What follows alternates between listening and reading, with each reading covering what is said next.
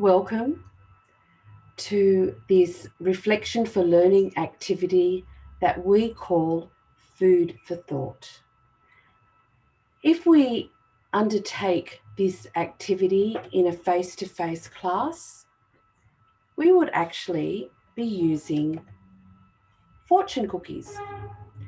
We can't do so in an online environment, and even in a face-to-face environment, there can be students who have allergies to ingredients.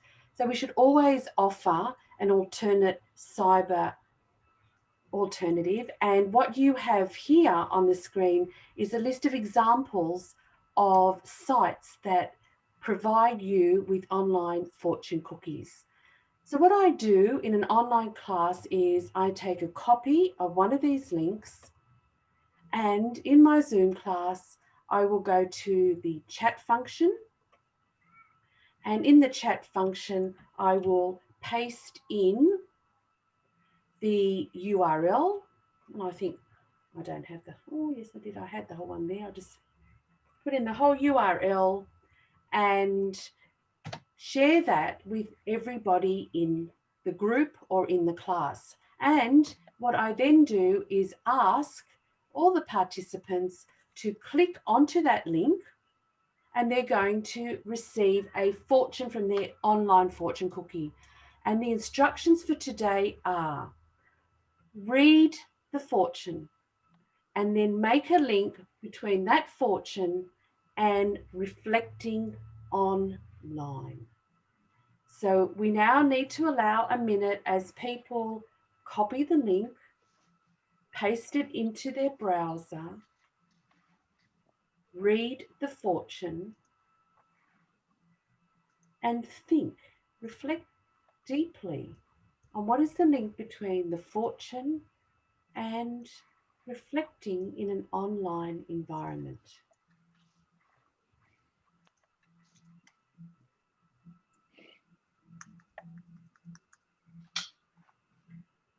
So in a class, particularly with a small class, you could go around, or a small group, go around and ask everybody to provide an example of the link they've made.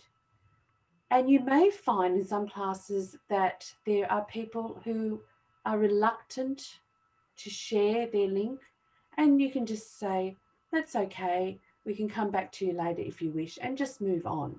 So just be prepared for all sorts of responses. And I might go around with the group that I have here and ask people to make that link. So I'm going to start with Anne Louise. Could you read out your fortune and make a link to online reflection? So my fortune cookie says, land is always in the mind of the flying birds. And so I guess in relation to online learning, it challenges our notion of land or the spaces in which we are learning. So it's not one land, but multiple lands.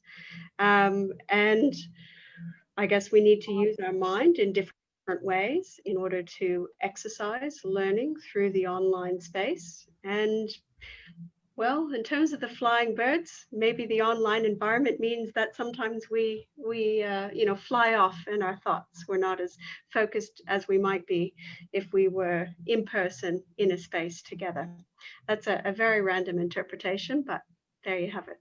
And many interpretations, many links. Thanks, Anne Louise. Kat, can I ask you, what's the link between your fortune and online reflection?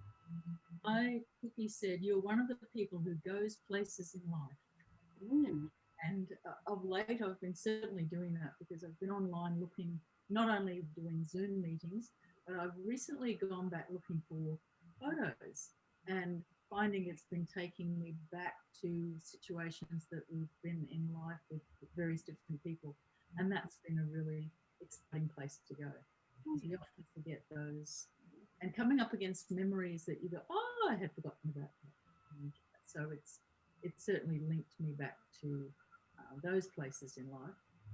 But also, too, I think in terms of research and going to different places and looking at different articles and listening to podcasts, and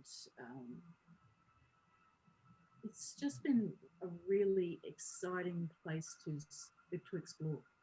Okay.